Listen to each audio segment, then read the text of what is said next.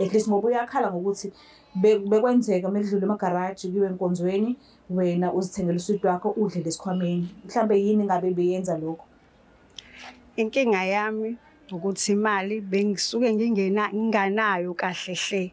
Hayi ngokuthi bengidlela esikhwameni ngoba enene ngimncinco. Cha, hayi ngalokho ukuthi nje bengisaxakanisekile. Okay.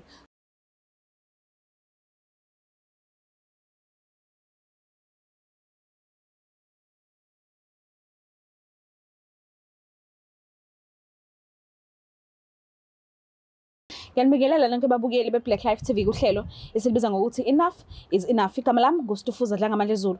So-ke usisi wami njengoba engivashela namhlanje kusho kona lokho ukuthi ikhona lento esehambe iminyaka yamcika and angekho right kakhulu ngaye futhi-ke uzoka sichazela ukuthi yini leyo, iqale nini, yenzeka kanjani. So asike sibuke izinto zezenzakalela zona. Sabona kanjani? Yebo ngisaphila. Ngiyaphila nami. Uma bani? Ngumamlife. Mamlife. Yebo. Ubuya kuphi? Ngibuya kwaMashura B924.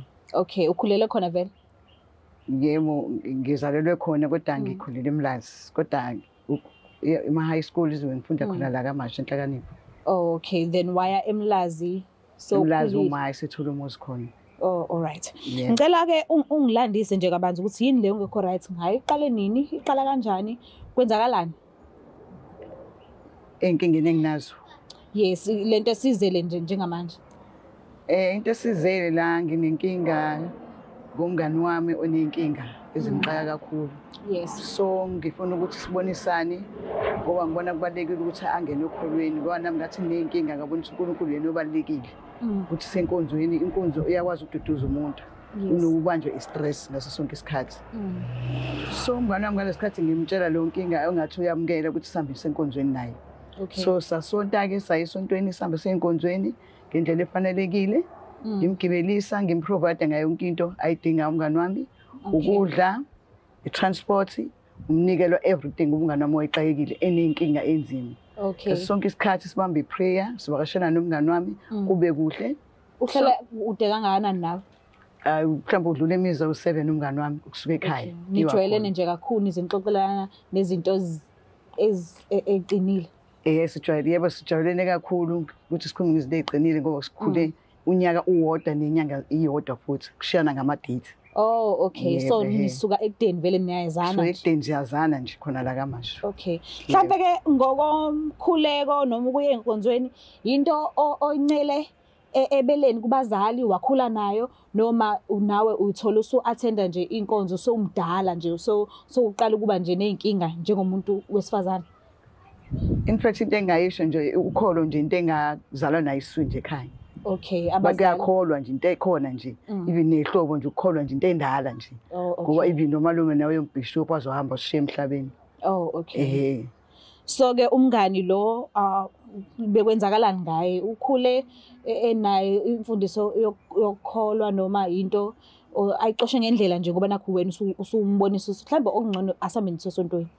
Umngani yena ngeke ngize ngikhulume kakhulu ukuthi kanjani kodwa yena usonto uyalithanda yena. Okay. Ngazi sixoxa kakhulu ukuthi wena ethanda inkonzo ekhaya. Kodwa yena uNkulunkulu bebesi ngaso sonke isikhathi ukuthi mesixoxa ngoNkulunkulu abe supported ngalokho futhi abe nokujabula.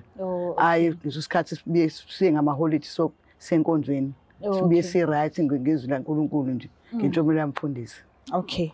So ke manje wena ke uthe akuhanjiwe kuyiwe esontweni ngenxa yenkinga nazo. Yebo. Wabona ukuthi hayi kungcono asambe sesontweni mhlawumbe somsokhuleka mhlawumbe esingase sikucele singaphenduleka ngakho. So wena ke uyakhokha ke imali transport ukudla. Yebo. Yena wenzani mhlawumbe ukuhlangabeza nje lapho? Imphethe nje akangihlangabezi ngalutho ngoba because imini engamcetha ongcono ukholo lona olubalekile uzoba supported esontweni kakhulu. So ngokuhamba kwesikhathi umngane engathi usahamba ubaningi izinto azenzayo engayiboni kahle. Kanjani? Sathi sambile nje siphume itrip sambile inkonzo esePietermaritzburg. Okay. Besiya khona sesontweni kuhlangana ama conference. So umngani eTexini wangenzela izimanga sengiqhobe omunye. Awumngani naye udlela esikhwameni. How? Akasangicabangeli mina ngifika nayo yonke into ngiyamprovide nisedlela esikhwameni yonke into everything asenako ukungizwela umngani wami. Hayi ngaqale afihlele ayalokho edlele esikhwameni. Angazi noma mhlambe usathana akasuki kuyena noma ukuhlumezeka kakhulu. Angazi mhlambe ngendlela akhula ngayo. Futhi akasakwazi nanokubona into e-wrong ne-right. I think ukuthi lento ayenza ngibona usayithanda kasena ngoba usedlulele kuyona. I think ukuthi ngiyacabanga ukuthi nasekhaya into ade yenzeke ekhaya kuba ukuthi badle phambi kwakhe mhlawumbe bangene emakamereni badle. Into akhula ukuthi umuntu uyancisha ukudla ekhaya. Ekukhuleni kweni njengoba uthi nikhulele ndawonye ube umuntu onjani mhlawumbe manager kuthengele nje ama chips esitolo noma usweet ubekwazi ukulula isandla nje. Ube umuntu onokozwelo angibiza mngane sibambele lokuncane sikhulekile si right kodwa ngimona ukuthi kunemfihlanyana ayifihlayo angafuni ukuyiveza ngaso sonke isikhathi. Kodwa ngayithola egcinini ukuthi sengizona ngomakhelwane ukuthi hayibo awukuhamba ngobuhlalo esontweni mazana ukugqugquzela nomngane wakho mhlawumbe izinto zizoba ngcono kwabanye abantu bagcine sebeyibulele ngaso sonke isikhathi isebenza into e-wrong engafanele bazenze ngenxa yendaba yasekhaya kungabonisani ngesolinye. Mhlambe uke wakhulumisana naye wamtshengisa ukuthi ngibonile ukuthi kade udlele esikhwameni mngani kodwa sihamba sonke lana yini eyenza ukuthi mhlawumbe udlele esikhwameni noma awukazi uzusho lutho wathula nje. Ngathula phela ngayeke kodwa nje kodwa nje akungiphathanga kahle ukuthi ngoba senkonzweni angingathunukali ngingavumeli usathane kwasoxabana eTexini. Kwathi sekubuya ke esontweni seku right umngane naye ngiqhubekile nje ngimnika mina ngakho konke enginako ngimkhokhela eTexini everything. Angathatha ngimvakashele partner insuku umngane. Sengibuya kulelo tohe ngibuya kulona. Hayi mngane ngithanda into yenza eTexini. Nabazawelo bebuya ngenye indlela. Uyenzela into yenzayo. Wathi hayi ngani wami yona indlela engikhule ngayo mina lekhaya ukuthi kwenzeke kanje ngoba ngikholisana indlela bengicisha ukudla. Ngathi mina ngambonisa ukuthi mina which is wrong lokho. Ngiyeke lo ngoba ngeke kuze kufikise indawo. Musu ungena usathana ukuthi babe kuhlukumeza uNkulunkulu okuphendulela. uNkulunkulu akakulahleki ngasuke kusathi uhlale khona uJehova. Asoza amlahla umuntu uhlale seyinkingeni. So ngohamba kwesikhathi umngane wami hamba wayiyeka lento. Wayesathi umunye umuntu ufanele aprovide ngento nothi ucelani kuyasizwana. Wayesengisona nokungisukela mazandi ukutholile ukuthi mazandi unaka ukuthi mazandi naku impahla ngiyakupha mazandi. Ngiyacanda impahla ezokulingana. Uthothi into e-right umngane nje ngijabulisa ngaso sikhathi ngalezo zinto ezinjengalezo. So njengoba manje iphasika lisemnyango usafisa ukuhamba naye uphinde ukhokhe wena futhi. Ngiyafisa kakhulu ukuthi sibambisane. Okay, ithi sihamba sombona ke. Yebo, ayikho inkinga.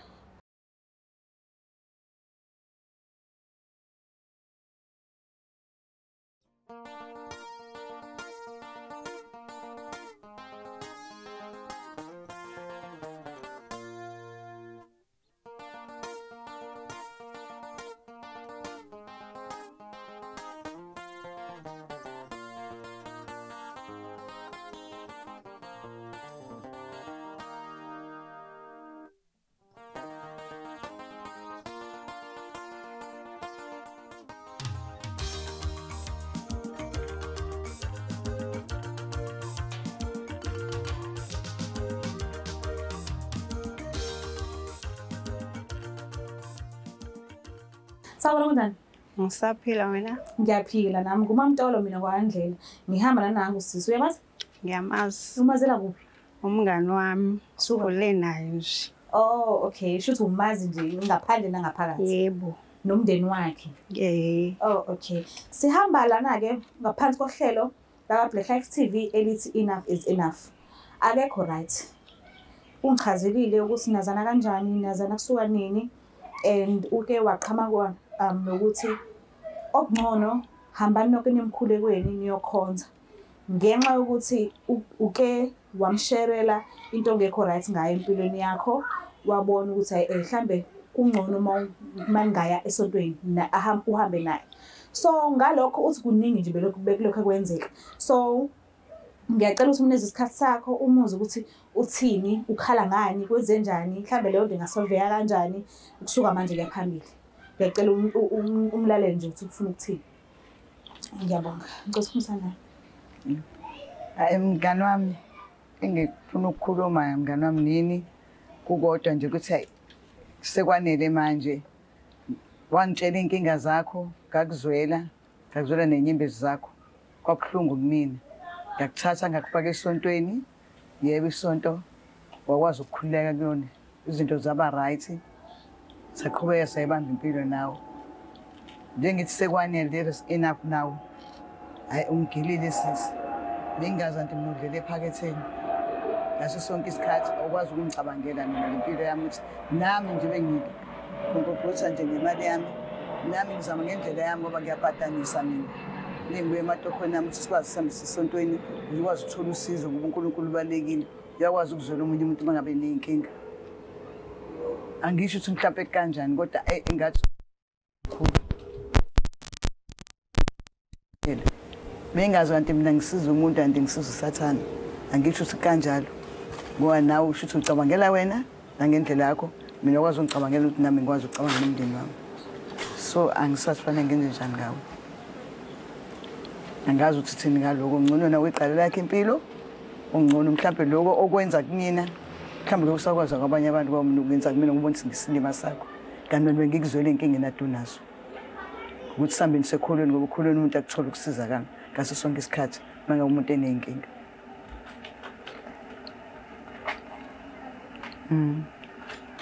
Hawu Mazandi sengiphile nayo isikhathi eside kangaka. Besikephi isidingo sokuthi ungilandele abantu ngoba bekufanele nje wena ungibize hlale nawe phansi ungitshele ukuthi ngonela nala. Engizokuchazela kona ukuthi kwase kwanele ngendlela owenza ngayo kumina. Ngibe ngikutshela ngikubonisa ukuthi yeka lento oyenzayo kungathi uyayenza kanti uyaqhubeka nayo. So that's why ngizocela usizo kubona. Black life enough is enough ukuthi abazongisiza ngale nkinga enginayo. Ngoba sekwanele ngempela kumina. Mangase ngingene nje kancane. Mhlambe yini eyenza ukuthi ungichazile ukuthi manje enkonzweni uyena ukhokhela transport, uyena ukhokhela onje nezinye izinto esuke nidinga leso sikhathi leso.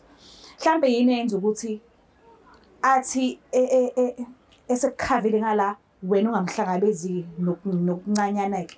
At least ngoba uyakhala ngokuthi bekwenzeka mekudlule emagaraji kiwe enkonzweni wena uzithengela uswidi wakho udle lesikhwameni. Mhlambe yini ngabe beyenza lokho? Inkinga yami ukuthi imali bengisuke nginganayo kahle hle.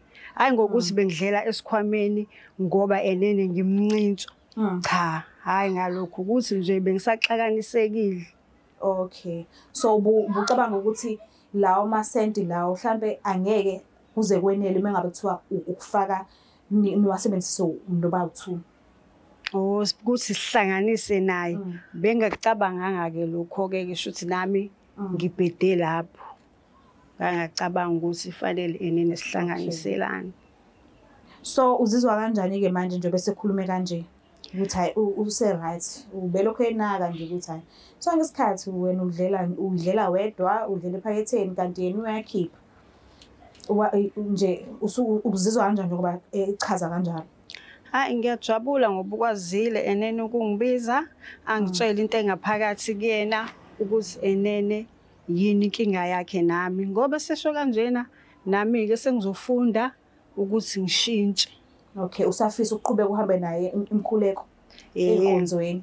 Ngisafisa ukuhamba naye futhi ngeke ngize ngiyeke, ngeke ngize ngimlahle ngoba ungisizile. Naye vela akashongo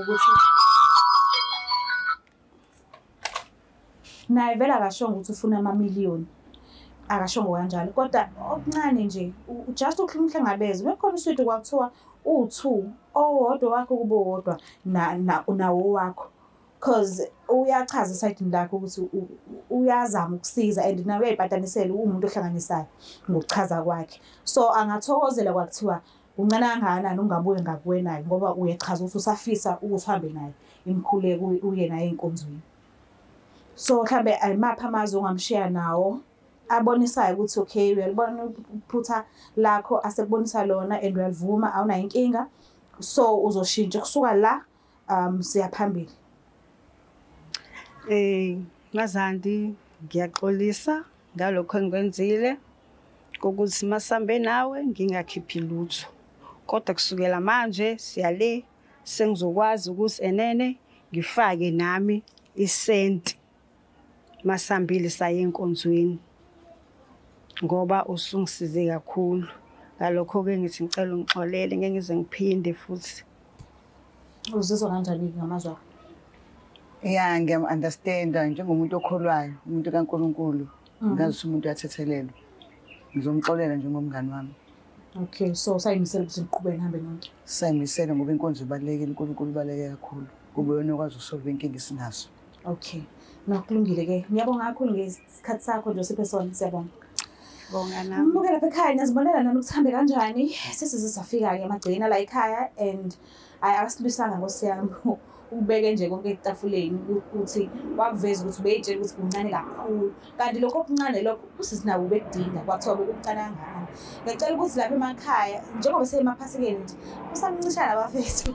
Ngiyazi isimo vele kushubile akekho umuntu onemali akekho umuntu nonemali naye uhleze ethi naye akanayo imali but ukulula nje isandla lapho nalapho kusizwana kubanjiswana sonke sabantu sonke siyadinga ukunakekela sonke siyadinga uthando. So uma ukuthi uyambonisa omunye akadlile kodwa niyakhonza ninonke noma isinko sodwa nje ukuhlephula nje umnikeze angeke ukuze kufe umuntu nihlafuneni ninonke ningabazalwana angisho nethi nikhonza uNkulunkulu onothando uNkulunkulu uthando bonisana nani uthando omunye komunye cela singakhohlwa subscribe ulike share mina ngithanda kakhulu bye.